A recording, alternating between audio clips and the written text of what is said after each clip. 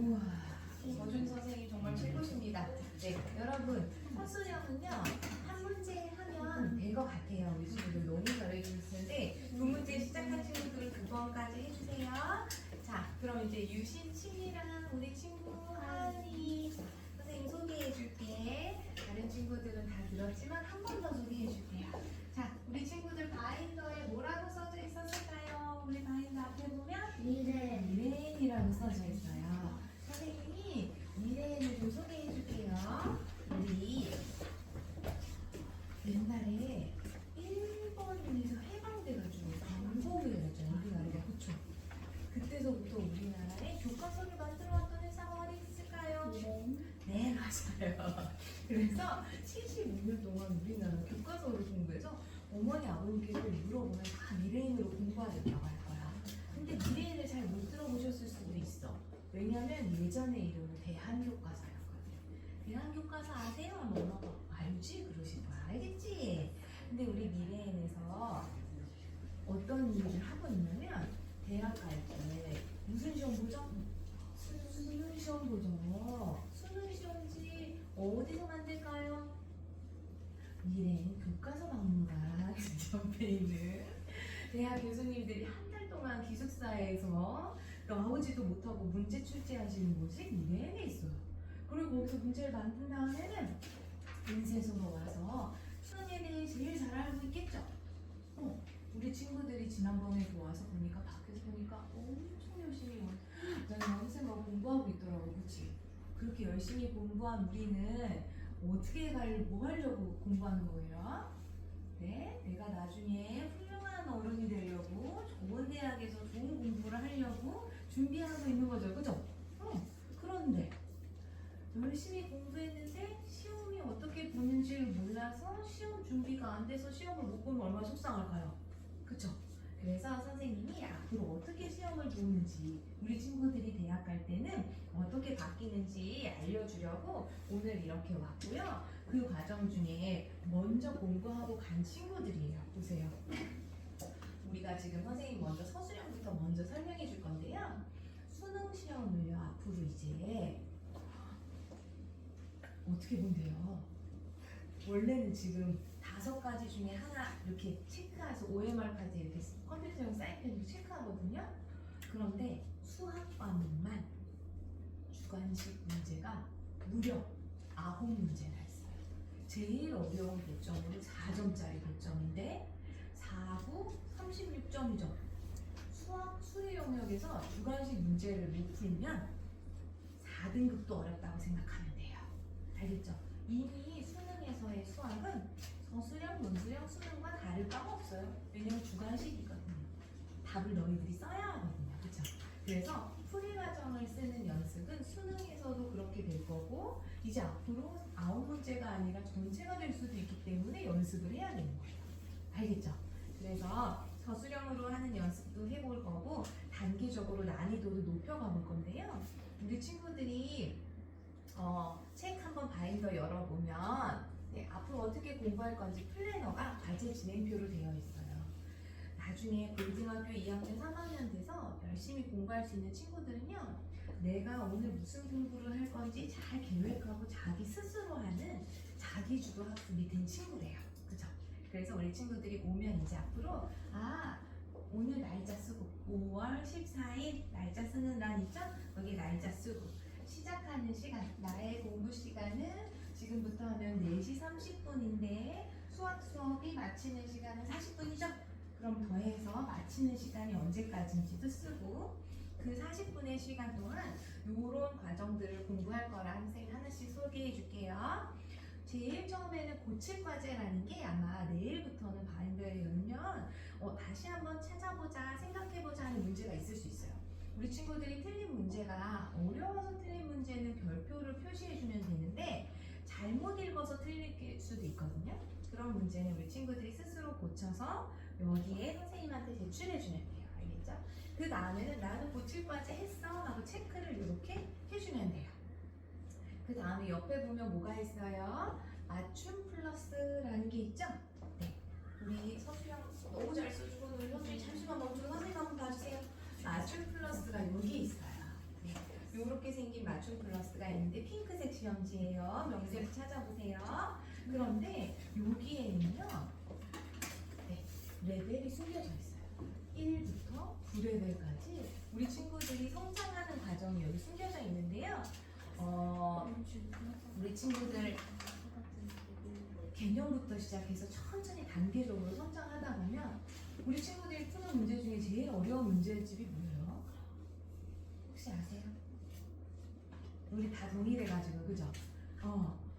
아주 어려운 문제들은 4레벨부터 시작돼요. 심화한 문제들이다. 4레벨부터 천천히 올라갈 수 있도록 해야 되는데 그러려면 뭐가 잘 돼야 될까요? 우리 친구들이 모르고 어려웠던 거, 그쵸? 그거를 선생님한테 설명 들어야 되는 거죠. 이쪽으로 올게요. 네. 그래서 우리 친구들 요 맞춤 문제를 딱 이렇게 보면요, 딱 10문제 있거든요. 이 10문제 중에서 틀리는 문제가 3문제보다 적으면 다음 주에 한 레벨 업이 돼요. 그러면 그 레벨업한 부분들이 분석표로 이렇게 모아져가지고 우리가 이제 앞으로 3개월마다 전국의 모든 친구들, 미래 친구들이 모여서 한 36,073명 정도 되는 미래들이 다 같이 수능처럼 모의고사처럼 연습할 거거든요. 그러면 우리 신이가 지금 이만큼 성장했구나 라는 상장하고 분석표하고 선생님이 이렇게 원장님이 시상해 주실 거예요. 알겠죠?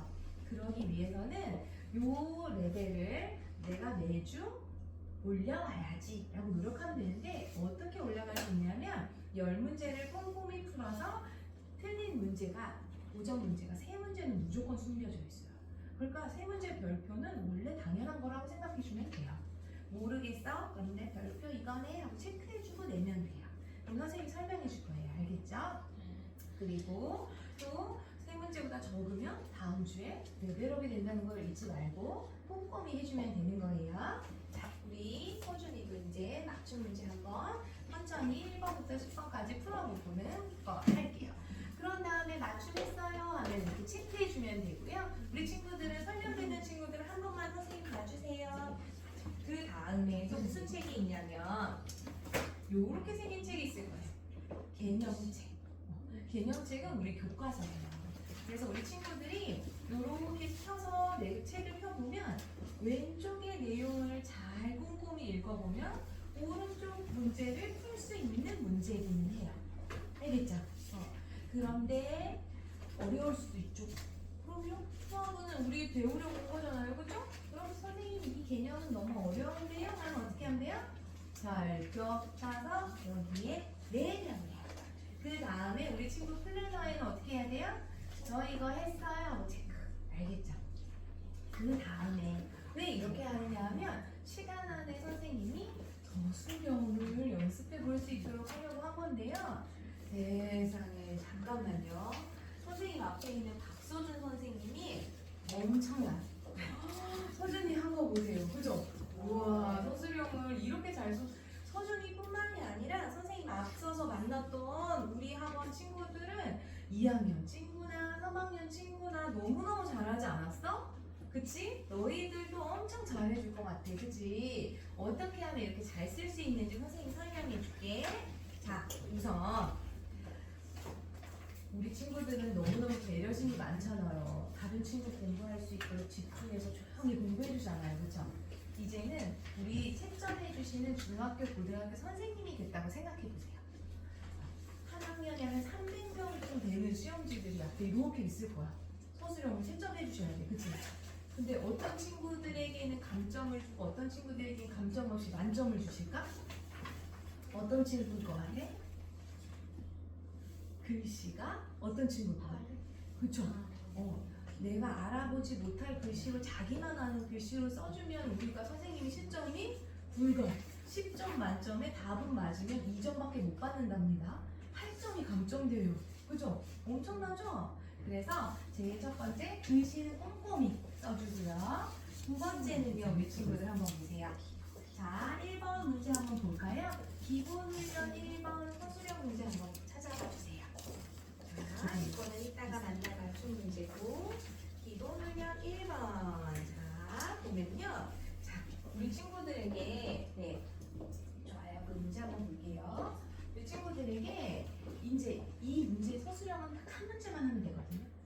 이 한 문제를 풀 때에는 내가 선생님이라고 생각하는 말이죠. 신이가 선생님이고 이걸 읽고 맞았다고 체크하는 사람은 나보다 한 5살 정도 어린 동생이다라고 생각하면 돼요. 그래야 친절하게 설명해줘야 이 친구가 알아들을 수 있겠죠. 그렇게 생각하면 돼요. 아, 나는 지금 선생님이니까 친절하게 설명을 해줘야 되는데 어떻게 설명을 해주면 좋은지는 그 1번 문제 한번 읽어보세요. 문제가 있고 거기서 뭐를 쓰래요? 답만 쓰는 게 아니라 뭘 쓰래요? 풀이 과정을 쓰라고 했죠. 네, 이걸 설명을 해줘야 되는데 어떻게 풀이 과정을 써야 되는지 좀 난감하잖아요, 그죠? 근데 바로 옆에 봐보세요. 네, 그 풀이란 옆에 보면 맨 위에 뭐가 숨겨져 있어요? 그쵸. 풀이 계획이 바로 우리 친구들한테 이렇게 설명해 주세요 하고 힌트를 준 거예요. 그죠? 그래서 나는 도대체 어떻게 설명해야 되는지 모르겠다 라고 생각하면 일단 그 풀이 계획을 똑같이 써보세요. 그러면 내가 어떻게 써야 되는지 느낌이 와요. 알겠죠? 그리고 두 번째. 자, 우리 친구 선생님 한번 볼까요? 설명을 해주는데요. 너무 막 이렇게 줄줄줄줄줄줄 막 가득 써버리면 어떻게 돼요? 얘는 무슨 말을 하고 싶은 걸까? 잘 이해가 안 될 수 있죠. 어떻게 하면 잘 이해되냐면 이렇게 선생님이 쓴 것처럼 조금 세로로 이렇게 내려주면 줄 맞춰서 기억은 이런 과정, 이런 과정으로 설명을 해주는 거예요. 풀이 과정. 그런 다음에 항상 그 글에는 구조가 숨겨져 있거든요. 설명하는 글에는 서론, 본론, 결론 이런 부분이 있어요. 우리가 답을 알고 있는 너희가 그 답은 본론에 해당해요. 갑자기 그냥 본론 바로 들어가는 것보다 어떻게 이 시를 쓰게 되었는지 한 줄 설명해 주면 좋죠. 그 한 줄은 풀이 계획에 많이 써져 있으니까 우리 친구들이 참고하면 돼요. 그래서 내가 왜 이런 설명을 하는지 한 줄 써주고 그 다음에 순서대로 이렇게 설명을 해준 다음에 이게 본론이 되는 거예요. 그 다음에 이제 결론이 되는 거예요. 결론. 마지막. 그럴 때에는 따라서 그러므로 이런 말로 하나 연결해주고 가장 풀이 순서대로 정하면 기억입니다 라고 해서 맺는 말의 마지막 마치는 입니다 존댓말로 끝내주는 거예요. 알겠죠? 그러면 완벽한 풀이 과정이 되기 때문에 너무 많이 안 해도 돼요. 하루에 한 문제라도 정성껏. 알겠죠? 네, 할수 있겠죠? 네, 우리가 서술형이 첫날이라서 우리 친구들에게 오늘만 서술형 한 문제를 먼저 풀고 나서 순서대로 다시 해보자 라고 얘기했어요. 알겠죠? 그럼 우리 친구들 40분 동안 하나씩 연습해 볼 건데 오늘은 다는 못할 거예요. 네, 지금부터 한번 시작해보고 서술형 1번부터 한번 연습해보세요. 네, 잘했어요. 이렇게 제출해서 내면 되고요. 바인더에 저 이거 했어요 하고 체크해주면 돼요.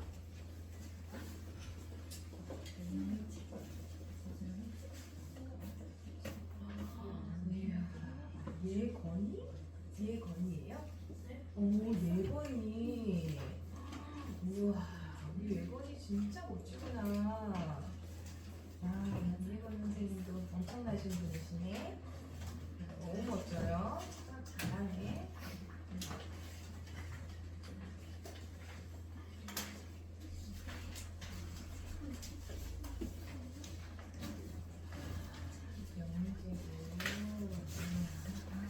너무 잘했어요. 영재 한번 선생님이랑 한번 만나볼까요? 이쪽으로 한번 가. 얘들아, 앞으로는 모르는 거 별표 체크를 해서 여기 내주면 선생님이 한 명 한 명 불러서 여기서 설명해 줄 거예요. 정리하세요. 우리 선생님 여기다가 제출해 주면 돼요. 네, 위에 올려주세요. 맞아. 선생님 엄청 하시는데 최고. 너무 잘했어. 플래너에 체크해 주세요. 받으시는 분이 여기 있어요.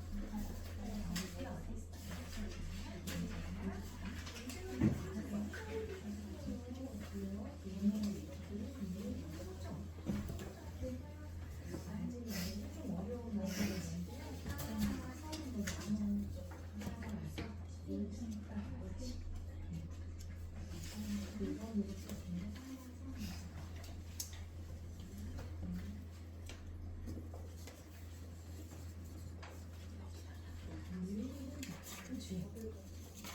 너무 잘했어.